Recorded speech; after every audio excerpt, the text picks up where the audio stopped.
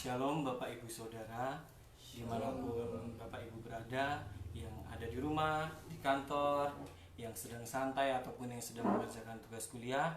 Shalom. Puji nama Tuhan. Malam hari ini kita kembali pada malam hari ini untuk mengikuti ibadah persetia dengan live streaming. Mari sebelum kita mulai ibadah kita ambil saat teduh sejenak. Mari kita mengucap syukur atas setiap berkat yang Tuhan telah berikan kepada kita semua. Baik yang menurut kita itu baik ataupun menurut kita itu tidak baik, mari kita mengucap syukur di dalam nama Tuhan. Terima kasih Tuhan. Terima kasih Tuhan. Terima kasih Tuhan. Terima kasih Tuhan. Kami mengucap syukur Tuhan. Kami mengucap syukur Tuhan. Di dalam nama-Mu Tuhan. Di dalam nama-Mu Tuhan. Kami mengucap syukur Tuhan Yesus. Kami mengucap syukur Tuhan segala hal yang boleh terjadi dalam kehidupan kami Tuhan, baik ataupun buruk itu Tuhan. Kami mau menerima semuanya itu dan kami mau mengatakan kami mengucap syukur karena setiap hal yang kami lalui itu kami melaluinya bersama-sama dengan Yesus Tuhan. Tidak pernah sedetik pun, tidak pernah sekelibat mata pun Allah meninggalkan kami. Engkau Allah yang selalu ada di setiap nafas hidup kami. Bahkan ketika kami terjatuh Tuhan, Engkau tidak membiarkan kami sampai tergeletak Bapa. Terima kasih Tuhan, terima kasih. Tiba saatnya Tuhan kami untuk memuji, memuliakan nama-Mu Tuhan. Kami hendak bersekutu bersama dengan saudara-saudara seiman kami Bapa. Ikat roh kami Tuhan, masing-masing pribadi lepas pribadi di dalam nama Tuhan Yesus. Sehingga apa yang keluar dari mulut kami Tuhan, setiap pujian itu berasal daripada hati kami yang paling dalam Tuhan. Berasal dari hati kami Tuhan. Terima kasih Tuhan, terima kasih Tuhan. Di dalam nama Tuhan Yesus. Mari kita angkat sebuah pujian yang mengatakan, mulia, sembah Raja mulia Yesus.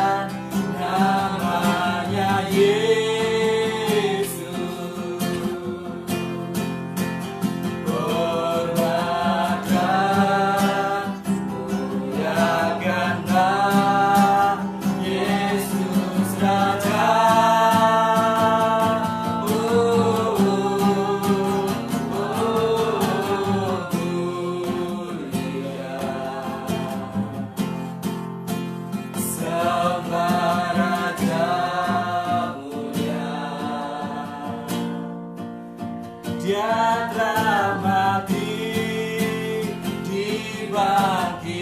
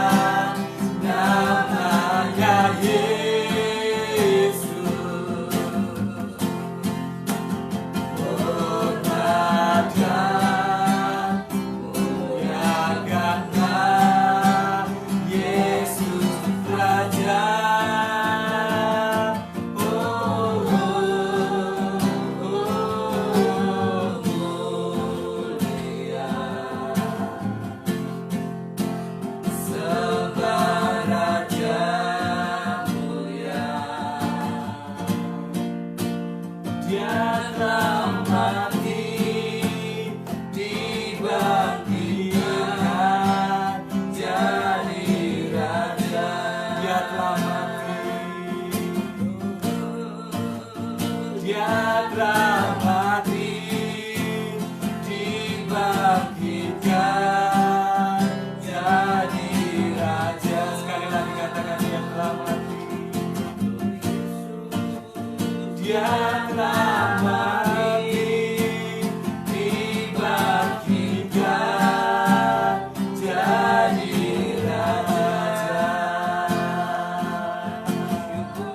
Kami mengucap syukur Tuhan, kami mengucap syukur Yesus. Hanya Engkau-lah yang layak kami sembah, hanya Engkau yang layak kami puji Tuhan. Di dalam nama-Mu Tuhan, di dalam nama Tuhan, di dalam nama-Mu Yesus, di dalam nama-Mu Tuhan, ada kekuatan Tuhan, ada kekuatan Tuhan. Di dalam nama-Mu Tuhan, di dalam nama-Mu, di dalam nama-Mu Tuhan. Kami mengucap syukur, kami mengucap syukur Tuhan. Di dalam nama-Mu Tuhan, di dalam nama-Mu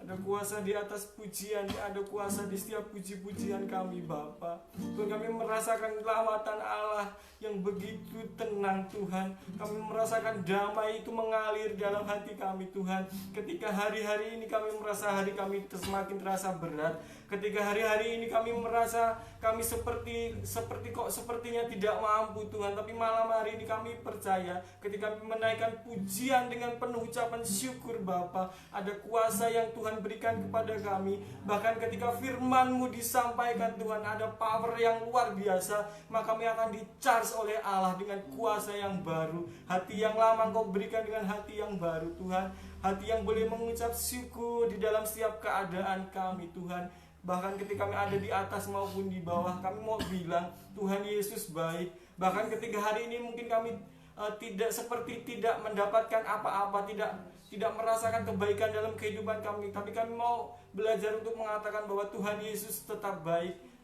dulu, sekarang, dan selama-lamanya Tuhan. Tuhan, sebentar lagi kami akan lebih lagi untuk masuk ke dalam hadirat-Mu ya Allah. Kami tahu Tuhan, ketika kami menaikkan pujian kami, si jahat tidak senang, si jahat tidak mencuri sukacita surgawi dengan cara apapun, cara yang sangat licik dan jahat Bapa. Tapi kami percaya di dalam nama Tuhan Yesus, kuasa Allah menjamah kami di dalam rumah-rumah, di dalam kantor-kantor, dimanapun kami berada Bapa. Kami percaya hanya otoritas Allah, hanya kuasa Allah yang boleh memerintah di dalam kami. Kami tolak dan kami patahkan kuasa selain di dalam nama Tuhan Yesus. Kami patahkan di dalam nama Tuhan Yesus. Hanya kasih Allah yang begitu lembut, kasih Allah yang tergambar dalam pengorbanannya di atas kayu salib dan yang telah bangkit itu nyata dalam kami. Tuhan, terima kasih Tuhan, terima kasih Bapa. Mari kita katakan pujian yang mengatakan terima kasih Tuhan, terima kasih. Tinggikan dirimu mengatasi langit, kebesaran-Mu Tuhan mengatasi bumi. Tinggikan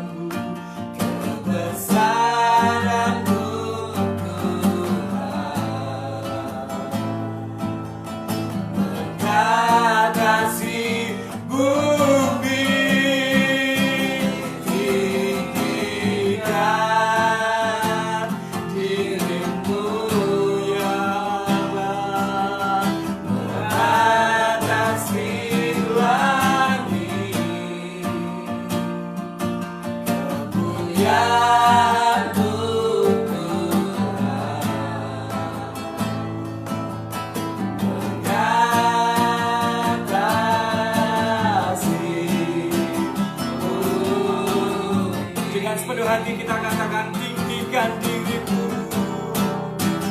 tinggikan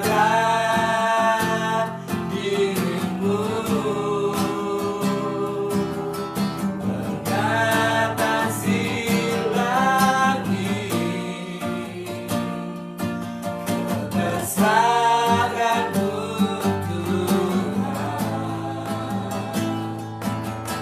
mengatasi bumi, tinggikan dirimu, mengatasi langit, kebesaran-Mu Tuhan,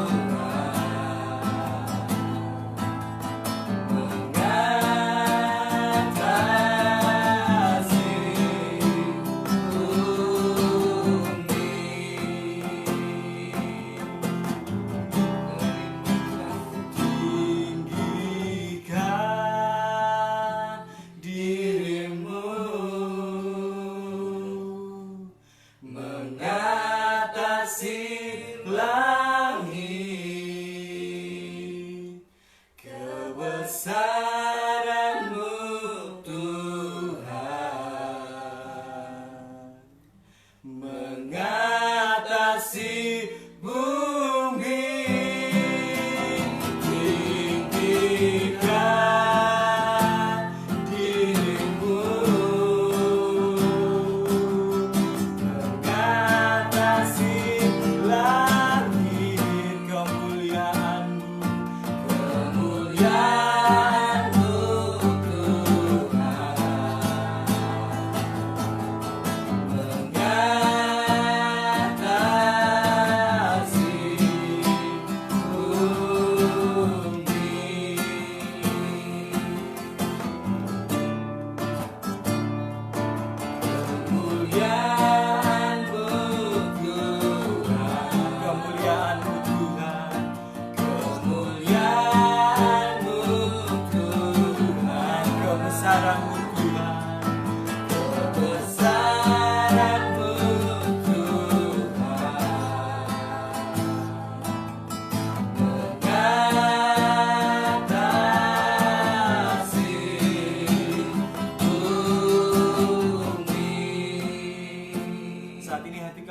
melimpah dengan ucapan syukur, melimpah dengan limpah-limpahnya perasaan yang sangat menyenangkan, perasaan kagum akan Tuhan, perasaan yang merasakan begitu hormatnya kami akan Tuhan.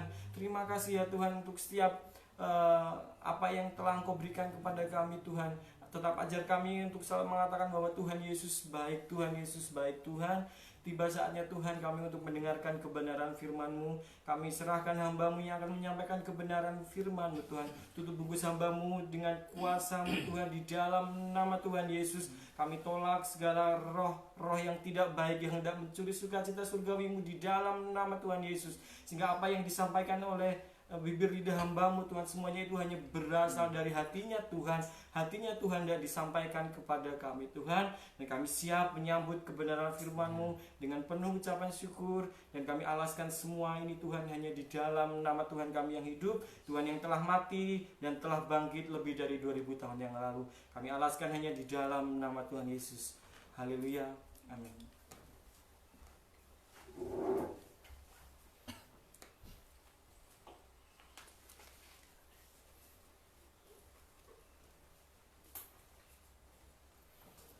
Baik, shalom, terima kasih dalam Tuhan. Salam juga semua yang hari ini menikmati live streaming. Kita akan belajar firman Tuhan, melanjutkan apa yang sudah saya sampaikan pada waktu hari Paskah dengan tema dari melankolis menjadi seorang martir. Nah saudara, perjalanan pada Paskah kebangkitan Tuhan, Tuhan terus menampakkan diri selama 40 hari. Dan setelah itu Yesus naik ke sorga. 10 hari mereka kumpul terus bersama-sama, tetapi kemudian puncak dari apa yang dilakukan Tuhan adalah ketika Tuhan mencurahkan Roh Kudus-Nya. Sejak itulah gereja lahir, dan sejak itu pula maka karakter dari anak-anak Tuhan yang menikmati kebangkitan Tuhan menjadi pribadi yang berbeda sebelum Yesus bangkit dan sebelum dia menerima kuasa dari kebangkitan itu. Saudara yang dikasih dalam Tuhan, mari kita akan belajar kembali, mengingat kembali 1 Korintus 15 ayat 14 dan ayat yang ke-17. Kita akan bacakan bersama-sama 1 Korintus 15 ayat 14 dan 17. Tetapi andai kata Kristus tidak dibangkitkan, maka sia-sialah pemberitaan kami dan sia-sia juga kepercayaan kamu. Dan jika Kristus tidak dibangkitkan, maka sia-sialah kepercayaan kamu dan kamu masih hidup di dalam dosamu. Perhatikan di sini, kalau Yesus tidak dibangkitkan, maka semua menjadi sia-sia. Minggu yang lalu sudah belajar bahwa kesia-siaan apa? Menyampaikan firman menjadi sia-sia, kita menjadi semua pemberitaan itu menjadi pendusta, hamba Tuhan yang memberitakannya, maka kita tidak akan hidup di dalam dosa. Itu begitu banyak hal. Kalau kemudian Yesus tidak bangkitkan, maka sampai hari ini pun kita menjadi orang yang sia-sia. Nah, saudara perhatikan, tanpa hari Paskah, ayat itu menyimpulkan maka sia-sialah iman kita dan sia-sialah ibadah kita. Lalu kalau ditanya berkat dari kebangkitan atau berkat dari Paskah, berkat dari kebangkitan Tuhan itu apa? Semua terangkum dalam satu lagu yang sering kali dinyanyikan pada hari Paskah. Ya, apalagi lagu itu kemudian yang terkenal biasanya yang paling disukai adalah rapnya saja. Sebab dia hidup, ada hari esok. Sebab dia hidup. Terus, ku tak gentar, karena ku tahu dia pegang hari esok. Hidup jadi berarti sebab dia hidup. Coba rapnya sekali lagi. Sebab dia hidup, ada hari esok. Sebab dia hidup, ku tak gentar, karena ku tahu dia pegang hari esok. Hidup jadi berarti sebab dia hidup. Ini 4 baris yang luar biasa dari rangkuman dari apa yang bisa kita terima pada hari Paskah, hari-hari ini dan juga ke depan. Yang pertama, perhatikan, sebab dia hidup, ada hari esok. Inilah optimisme orang yang percaya kepada Tuhan ketika dia menikmati Paskah, yang mempercayai ada hari esok, kesuksesan hari esok, keberhasilan hari esok. Kenapa? Karena firman Tuhan yang menyebutkan aku menyertai engkau sampai kesudahan zaman itu benar-benar bisa terbukti. Firman yang menyebutkan mari kepadaku yang letih lesu dan berbeban berat akan bisa di bagian akhirnya, maka aku akan memberikan kelegaan, itu akan digenapi. Kenapa? Karena Allah yang kita sembah adalah Allah yang bangkit. Kemudian yang kedua, sebab dia hidup ku tak gentar. Berapa banyak dan banyak hal yang dalam hidup ini kita mengalami kegentaran di dalam hidup. Baik masalah apapun kadang membuat kita menjadi gentar. Gentar, takut, khawatir, kaget dan sebagainya. Tapi perhatikan di sini, sebab dia hidup tidak akan gentar. Kenapa? Sebab Yesus yang mengatakan dia Allah yang setia, dia yang tidak meninggalkan kita. Ketika dia bilang, aku sekali-kali tidak dan tidak akan pernah meninggalkan engkau. Nah, kalau Yesus tidak bangkit kan percuma. Tapi karena bangkit maka kita tidak gentar, bukan karena kita yang hebat, tetapi karena Yesus yang beserta dengan kita. Keimmanuelan Tuhan itu akan benar-benar kita nikmati. Yang berikutnya, karena ku tahu dia pegang hari esok. Lalu hidup jadi berarti sebab dia hidup. Ini rangkuman dari berkat Paskah yang seringkali dinyanyikannya sayangnya hanya 1 tahun sekali. Ya kan, harusnya ini menjadi nyanyian tiap hari dalam hidup kita ketika kita berada di dalam kelemahan. Nah, saudara perhatikan di sini, banyak orang seringkali ketika kemudian menikmati jadi ada obsesi di dalam hidupnya. Banyak orang berdoa hari-hari ini ingin, ayo kita berdoa bagi bangsa, kita mengubah bangsa dengan doa. Tapi kalau kita baca dalam firman-Nya nggak begitu, dikatakan begini. Kata firman Tuhan, berusahalah atau usahakanlah kesejahteraan kota di mana aku buang. Lalu habis itu baru berdoalah buat bangsa itu. Bukan berdoa dulu sebenarnya, tapi berjuang dulu bagi bangsa. Artinya apa? Berdoa itu jelas kita menjadi satu kebutuhan kita kepada Tuhan. Tetapi sesuatu yang harus Tuhan mau adalah ada hal yang dikerjakan di dalam kehidupan kita. Banyak orang ingin mengubah bangsa Indonesia. Ayo kita berdoa, ubah bangsa ini Tuhan. Lalu kita mulai belajar mendoakan, wah titik-titik semua keliling. Didoakan dari ujung sampai ke ujung. Kita lupa bahwa bangsa yang besar ini, kita nggak mungkin bisa menjangkaunya. Ya kan? Maka kita mau belajar, Tuhan, dari mana mulai? Dari lingkungan. Kita berdoa untuk mengubah lingkungan.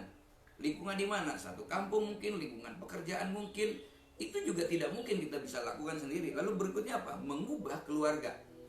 Dari mengubah keluarga yang terakhir adalah kita juga nggak akan bisa kita dengan kekuatan kita. Maka yang harus kita mulai dalam perubahan bukan keluarga dulu, bukan lingkungan dulu, bukan bangsa Indonesia dulu, tetapi merubah diri sendiri dulu. Saudara perhatikan, kalau kita belajar dari pasca kebangkitan itu, maka ketika murid-murid itu diubahkan dari yang penakut menjadi yang pemberani, dari yang kecil hati menjadi orang yang begitu besar hati, dampaknya luar biasa loh. Semua kita melihat di seluruh dunia pemberitaan itu kemudian nyata. Kenapa? Karena dari orang-orang yang diubahkan secara pribadi. Makanya kesaksian-kesaksian setiap kita pribadi kita akan menjadi penting. Nah, bagaimana kita akan belajar menikmati itu kalau kita tidak bisa mengubah, menikmati kebangkitan itu? Apa yang harus kita lakukan yang kemudian sebagaimana murid kemudian diubahkan, yang akhirnya mampu mengubah semuanya, bukan hanya mengubah Yerusalem, bukan hanya mengubah Yudea, bukan hanya mengubah Samaria, tapi sampai mengubah ke ujung bumi sampai kita menikmati hari-hari di mana kita berada.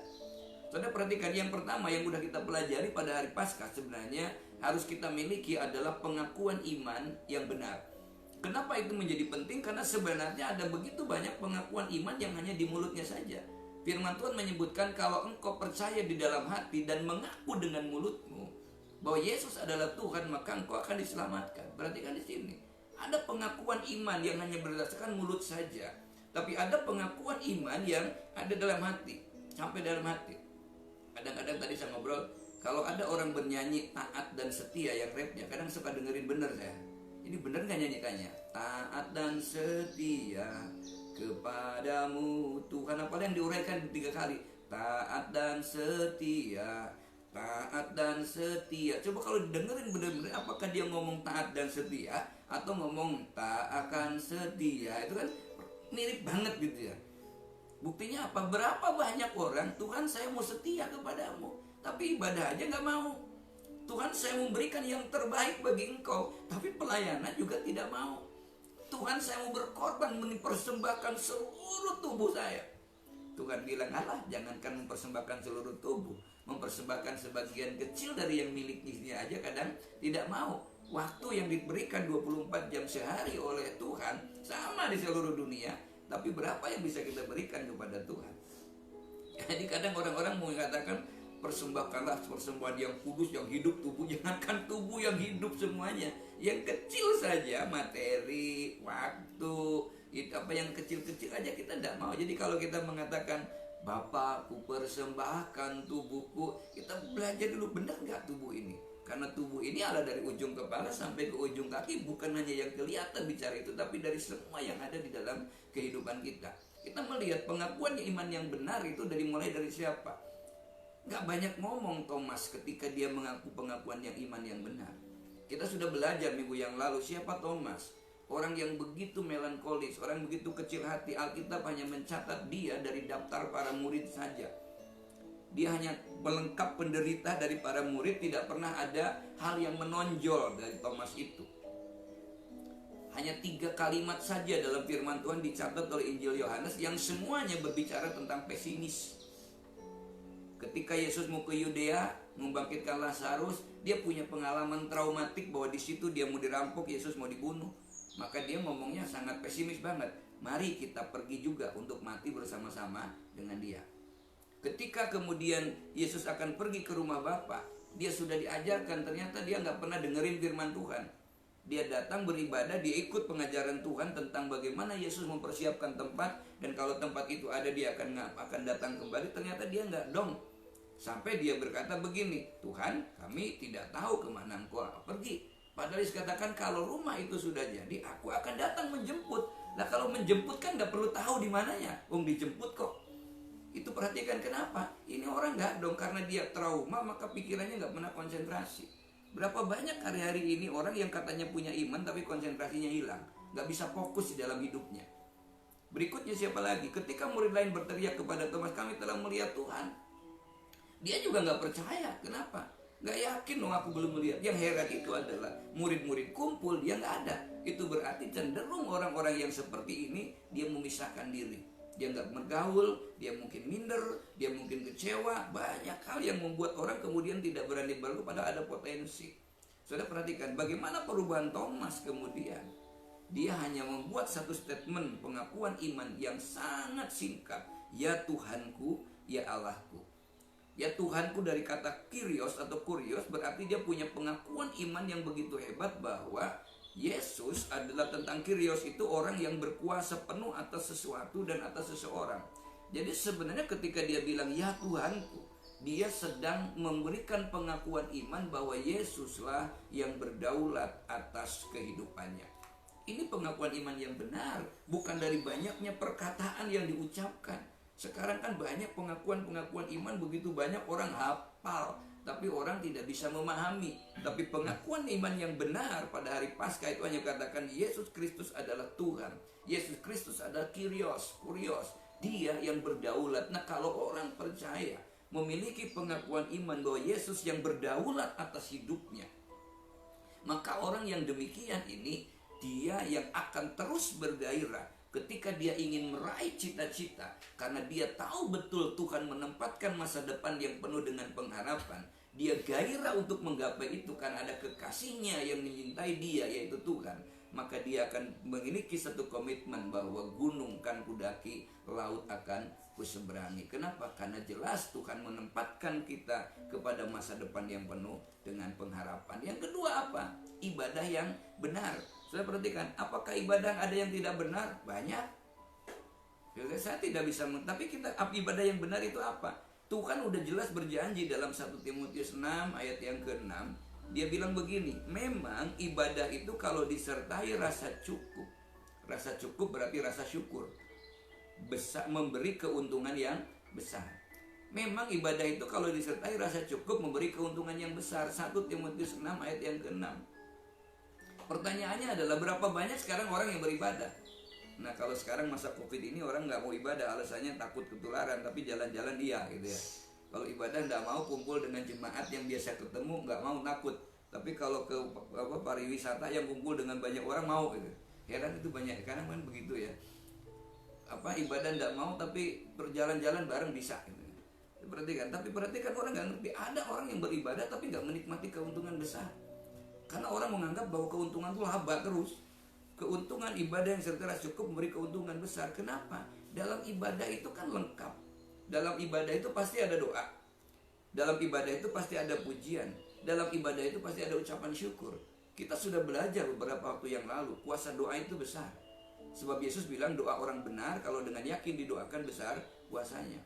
Waktu kita tidak bisa berdoa, udah sulit untuk berdoa karena mungkin beban pergumulannya terlalu besar, maka kita bisa menaikkan pujian. Karena Alkitab memberikan penjelasan, firman Tuhan memberikan penjelasan dalam ibadah selalu disebutkan bahwa pujian itu mampu merobohkan tembok Yeriko. Pujian itu mampu merobohkan benteng yang begitu besar hanya dengan pujian. Sudah perhatikan, jadi kalau orang sudah tidak lagi mengucapkan doa, mungkin sudah sulit karena temboknya begitu besar, nyanyi saja, memuji saja. Pujian tadi katakan, kau besar atau tinggikan dirimu, satu pujian yang begitu luar biasa.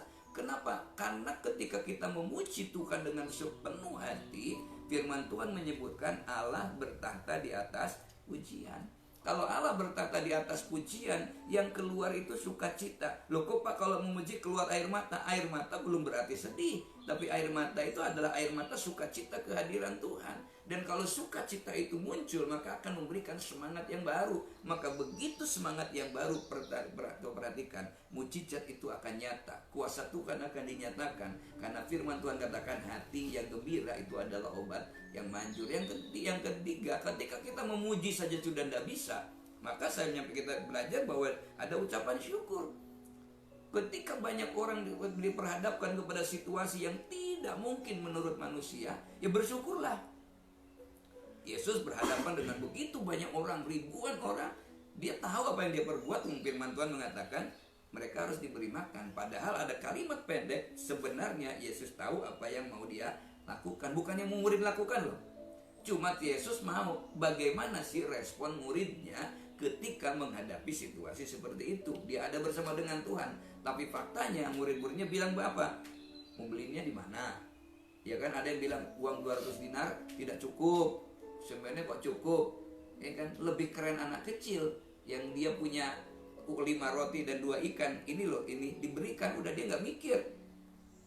Ya kan, tapi muridnya juga bertanya, Tuhan hanya ada ini. Tapi Tuhan gak butuh banyak kok. Ketika dia mengucap syukur, itu cukup untuk memberi makan. Ketika pintu kubur Lazarus sudah terkunci 4 hari dan berbau busuk, Yesus mengucap syukur, dan ternyata mukjizat itu datang. Itu 3 hal. Tapi ada satu lagi yang kita lupa. Di dalam ibadah itu selalu ada firman Tuhan. Saya perhatikan, firman Tuhan itu begitu luar biasa. Ada firman Tuhan, dan itu yang terbukti kepada 2 orang yang berjalan ke Emmaus. Apa yang mengingatkan kembali mereka dari keterpurukan, dari kecewa, dari begitu banyak hal pergumulan, yang perjalanan dari Yerusalem menuju ke Emmaus terasa lama sekali. Karena dia kecewa, dia ngelokro kata orang Jawa, tidak bergairah kembali. Bagaimana mereka diingatkan kembali? Ketika Yesus ngobrol, berfirman, menyampaikan firman. Ketika Yesus kembali menceritakan kembali apa yang diperbuat perjamuan kudus. Perhatikan di situ. Dan waktu itulah mereka tidak melihat Yesus lagi, tapi mereka bilang, bukankah tadi waktu dia berkata-kata di jalan, hati kita berkobar-kobar. Ternyata firman itu bisa membangkitkan semangat lagi. Firman itu bisa menghasilkan gairah lagi. Firman itu bisa kita membuat punya kerinduan untuk menghadapi tantangan yang berat. Yang tadinya mungkin tidak mungkin, dia berat sekali, takut, sekarang dia punya keberanian. Dan itu yang dibuktikan oleh 2 orang ke Emmaus itu. Begitu Yesus tidak ada lagi, tidak kelihatan lagi, dia firman hidup di dalam hidupnya. Firman Tuhan menyebutkan, dan pada malam itu juga mereka kembali ke Yerusalem. Tadi pulangnya sore, mereka ngelokro. Sekarang berangkat balik ke Yerusalem malam hari. Tapi mereka tidak takut. Kenapa? Karena dia percaya betul bahwa Tuhan sanggup mengubahkan, Tuhan menolong. Kenapa? Ternyata ketika mereka menganggap Tuhan tidak hadir, Yesus hadir di situ. Yang membuat mereka tidak bisa melihat Tuhan, tidak bisa peka terhadap suara Tuhan, adalah ketidakpercayaan mereka, kekecewaan mereka, ketakutan mereka. Tapi begitu firman Tuhan yang hidup itu membukakan, orang-orang percaya apapun yang sedang kita hadapi, kita tetap akan yakin. Itu yang diimani oleh Daud ketika dia berkata, Tuhan Yesus adalah gembalaku, Ia akan menuntun aku ke air yang tenang, ke padang rumput yang hijau, dan menyegarkan jiwaku. Kenapa? Karena dia punya pengalaman, tidak pernah kekurangan.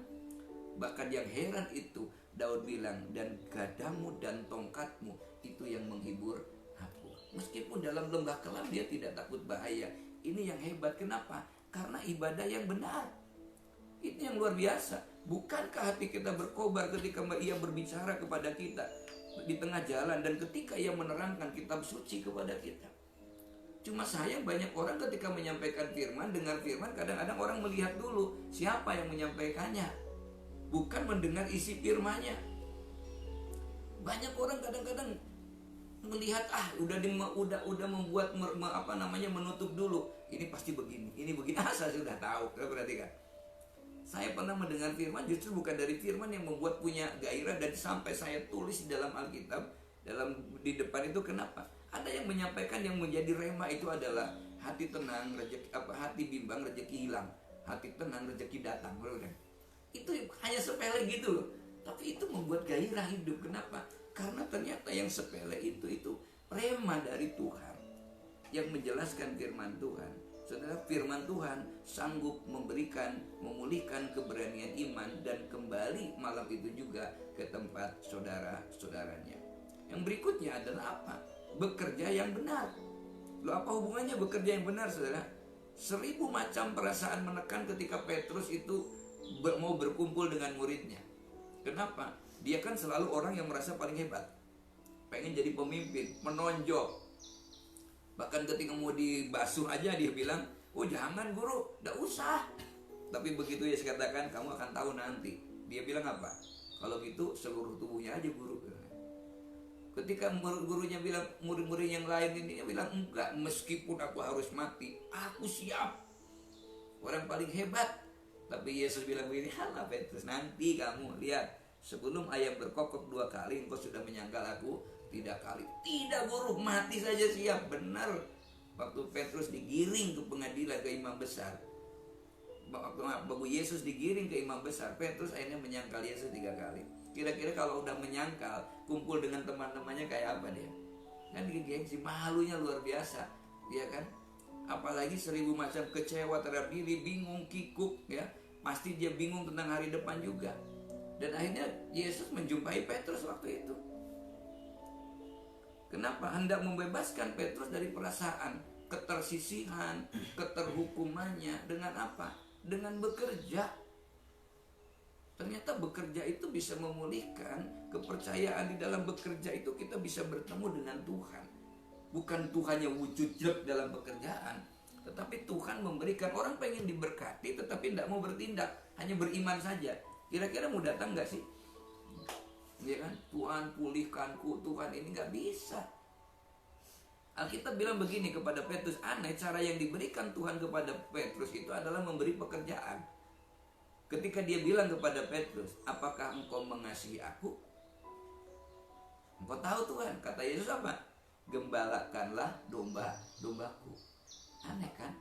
Petrus dipulihkan tapi justru dengan diberi pekerjaan. Banyak orang kalau mau bekerja itu alasan dulu. Terlalu banyak alasan. Tuhan ini nanggung pekerjaannya, ini tidak bisa, ini nggak bisa, ini nggak level buat saya. Coba perhatikan, bekerja yang benar.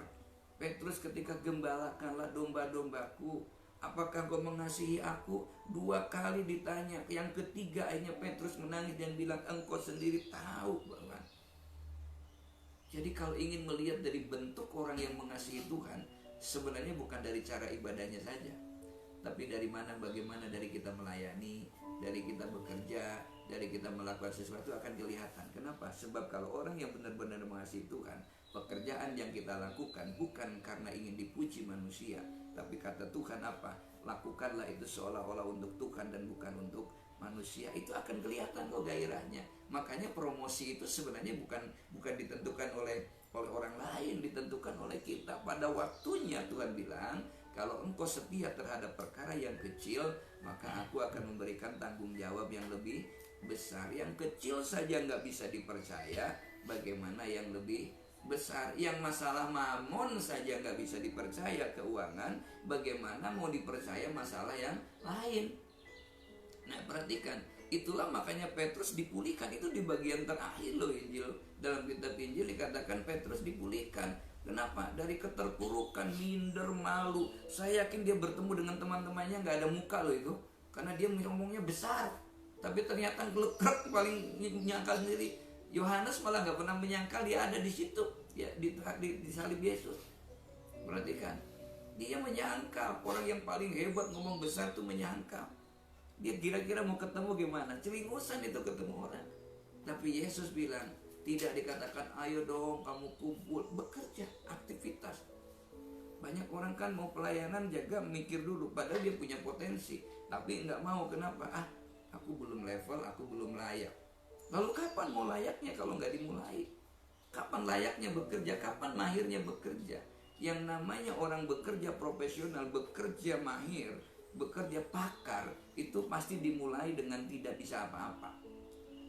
Lalu dia mencoba, maka akhirnya jadi ahli, gitu kan? Nah, ada begitu banyak orang tidak ahli. Kenapa? Terlalu banyak bidangnya. Dia katakan orang bangga, anakku tuh hebat tuh, semuanya bisa. Tapi kalau semuanya bisa tuh gak ada yang profesional, akhirnya gak ada yang jadi. Kenapa? Semuanya pengen coba-coba, pengen ini, pengen ini, pengen ini. Akhirnya ketularan Doraemon, gak berhasil. Kenapa? Karena aku ingin begini, aku ingin begitu. Terlalu banyak keinginan. Saudara, itulah bekerja yang benar. Nah, saudara, itu cara yang ditempuh Tuhan Yesus untuk memulihkan Petrus. Bukan dengan pernyataan mengampuni, bukan juga dengan ucapan penerimaan kembali, bukan juga dengan banyak hal yang kadang-kadang kita ini kan kadang maunya dibombong ya, tapi dia malah diberi pekerjaan. Kita kan pengennya kalau dibombong itu senang loh, hidungnya kembang kempis, saudara ya. Wah, kalau nggak dipuji lalu kemudian rasanya itu terbuang ya. Padahal pujian tuh belum tentu benar gitu. Seorang istri dipuji padahal belum tentu, "Duh, kamu ini hari ini cantik banget." Seneng banget padahal bodoh itu sebenarnya, berarti kemarin dia tidak cantik. Banyak orang kan begitu, pengennya dipuji saja. Tapi Yesus perhatikan, dia tidak pernyataan mengampuni. Sebab pernyataan mengampuni itu menjadi tidak penting ketika orang yang diampuni hidupnya gak berubah juga ya. Aku memaafkan kau ya, tapi hatinya masih dongkol. Buat apa itu? Mendingan kita mungkin tidak ngomong dulu, tapi dibuktikan dengan kita mengasihi. Itu malah bentuk pengampunan yang kelihatannya tidak ini. Makanya ketika Yesus bertanya siapakah sesama manusia, dia memberi contohnya tentang imam dan orang Lewi yang ngerti firman, yang hebat firmannya. Tapi dibandingkan dengan orang Samaria yang menurut mereka najis, akhirnya kata Tuhan, siapakah sesama manusia? Orang Samaria. Yesus bilang, lakukan itu. Ayo kita belajar, bukan dengan mengampuni, bukan dengan pernyataan mengampuni, bukan dengan ucapan upacara penerimaan gitu kan, melainkan dengan menyuruh Petrus bekerja. Saudara perhatikan, apapun juga yang kamu perbuat, perbuatlah dengan segenap hatimu seperti untuk Tuhan dan bukan untuk manusia. Jadi bagaimana yang dimaksud di sini? Jika kita melakukan pekerjaan dengan penuh sukacita, sebenarnya bukan hanya menjadikan kita dipulihkan. Sebab kalau orang udah bekerja dengan sungguh-sungguh, kita akan lupa yang kemarin. Jadi kita sudah menunjukkan prestasi dengan pekerjaan. Kita perhatikan. Juga perhatikan menjadikan kita akhirnya profesional, pakarnya di bidangnya. Setelah kita profesional, bagian Tuhan yang kemudian akan mempromosikan kita. Nah, banyak orang kan keliru, inginnya upacara penerimaan, wah yang heboh, semua orang tahu. Tapi kalau kita tidak berubah, karakter kita nggak diubah, kan percuma. Makanya dikatakan, gembalakanlah domba-dombaku, bekerja, melakukan tugas. Kalau itu dilakukan dengan sukacita, bukan hanya dipulihkan, melainkan kita jadi profesional. Setelah profesional, maka Tuhan yang akan memulihkan. Saya perhatikan, sehingga kita tahu definisi orang sukses. Apa sih orang sukses itu? Banyak orang sukses menyebutkan orang sukses adalah orang yang punya segalanya, orang yang begini dan begitu. Wah, lihatnya, dia sukses. Orang Jawa menyebutnya, dia sudah jadi orang. Berarti kalau tidak sukses bukan belum jadi orang gitu ya. Anaknya disekolahkan supaya jadi orang. Saya perhatikan, apa sih orang sukses? Orang sukses itu adalah mereka yang berani menarik gambar sukses yang akan terjadi nanti ke dalam pikirannya saat ini, sekaligus berani mewujudkannya. Bukan hanya sekedar menarik, tetapi berani mewujudkannya. Itu orang sukses. Akhirnya dalam hidup itu kita punya goal yang akan dicapai, ditarik sekarang, lalu kita buat planning, lalu kita melangkah dengan iman, lalu kita belajar, ada halangan luar, kita tahu ada halangan dalam. Orang menyebutnya mungkin analisis SWOT atau analisis kekepan, lalu kemudian set maju lagi ke depan. Ada asumsi gagal, asumsi sukses. Asumsi gagal bagi orang yang melihat ke fokusnya Tuhan, ini bukan gagal, tapi ini mungkin tidak rencana Tuhan, maka dia tetap bergairah. Kalau asumsi sukses, yes, kita akan beralih, tetap maju. Itu perhatikan, jadi orang sukses adalah mereka yang berani menarik gambar sukses yang akan terjadi nanti ke dalam pikirannya saat ini, lalu kemudian sekaligus berani mewujudkannya. Penyesalan akan hari kemarin dan ketakutan akan hari esok, itu adalah menjadi dua pencuri yang akan bisa mengambil keberhasilan saat ini. Trauma masa lalu, kekhawatiran yang akan datang, itu adalah dua pencuri yang dua-duanya membuat kita tidak bisa melangkah hari ini. Makanya banyak orang yang kecewa masa lalu, banyak orang yang mengeluh tentang takut masa depan. Orang tersebut akan diam, tidak melakukan apa-apa. Bahasa Jawanya, dia akan begegep, gak melakukan sesuatu. Dan kalau itu terjadi, dilakukan tiga hal ini peristiwa yang terjadi setelah Paskah. Maka kalau ini ada, akhirnya dalam Kisah Para Rasul pasal 2 digenapi. Kenapa? Mereka semua bukan lagi jadi orang penakut, Firman Tuhan menyebutkan mereka berkumpul di kamar loteng. Disaksikan begitu banyak orang. Dan karena mereka semua sudah dipulihkan, mereka sepakat. Akhirnya Tuhan memperlengkapi hidup mereka dengan kuasa Roh Kudus yang membuat mereka kemudian menggenapi firman Tuhan. Bahwa pemberitaan firman Tuhan dimulai dari Yerusalem, Yudea, Samaria sampai ke ujung bumi, sampai ke tempat di mana kita berada. Tuhan mau kita ini ada ekspansi. Tuhan ini kita mau ada terus berkembang, bukan statis apalagi stagnan atau mungkin ada lebih lagi turun, tapi Tuhan mau kita ini tetap maju. Nikmati kuasa kebangkitannya. Yang pertama, memiliki pengakuan iman yang benar. Yang kedua, kita mau belajar bukan pengakuan iman benar tapi ibadah yang benar. Dan yang ketiga, bekerja dengan benar, karena pekerjaan itu adalah cara Tuhan untuk memulihkan. Tuhan Yesus memberkati. Kita bersyukur di hadapan Tuhan. Mari kita menyanyikan pujian. Kasih Yesus indah dalam hidupku.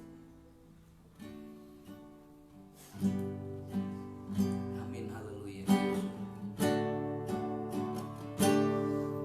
Kasih Yesus indah dalam hidupku. Amin. Menghiasi hati dan jiwaku. Dengan iman katakan, ku tak dapat hidup tanpa kasih-Mu.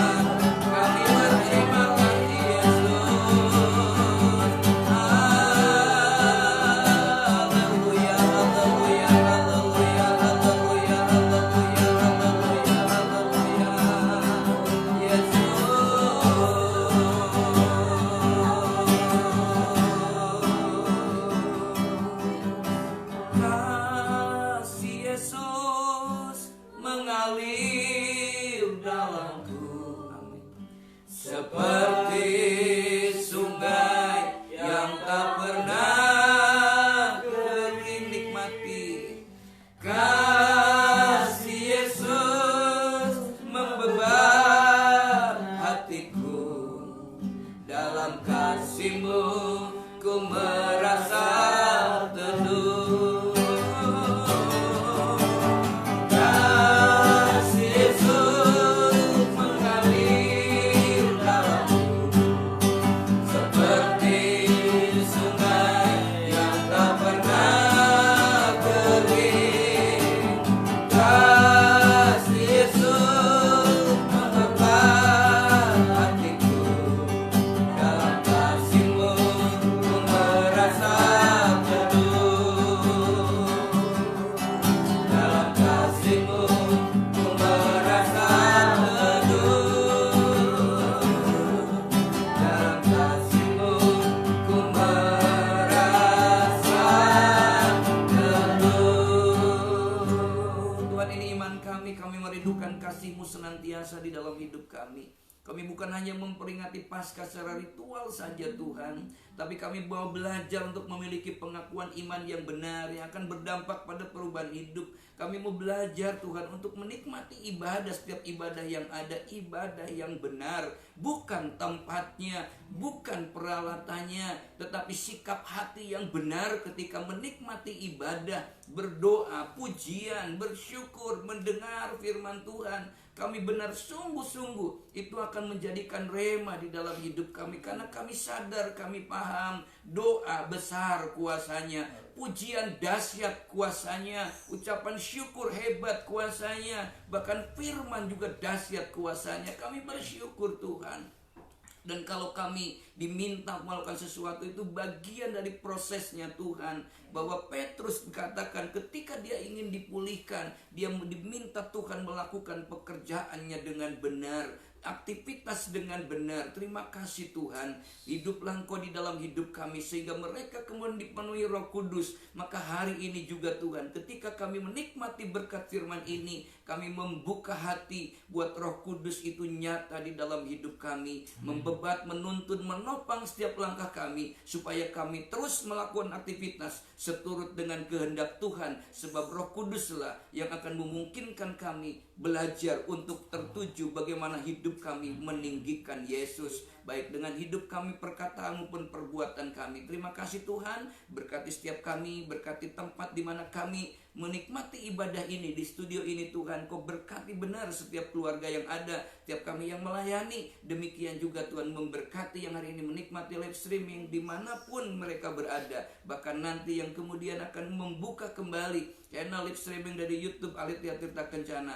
Berkati juga Tuhan. Terima kasih, kami bersyukur, kami mengucap syukur. Biarlah kami belajar untuk mati berkat Paskah ini. Di dalam nama Yesus kami mengucap syukur dan kami berdoa bangsa kami dipulihkan oleh Tuhan. Kami mengucap syukur Tuhan di dalam nama Tuhan Yesus Kristus. Biarlah kasih anugerah, penyertaan, pemeliharaan dari Allah Bapa, Putra dan Roh Kudus akan menyertai, memberkati dan menuntun hidup kita semua mulai malam ini sampai Maranatha, Tuhan Yesus datang yang kedua kali. Yang percaya diberkati Tuhan, sama-sama katakan amin, amin, amin. Tuhan memberkati.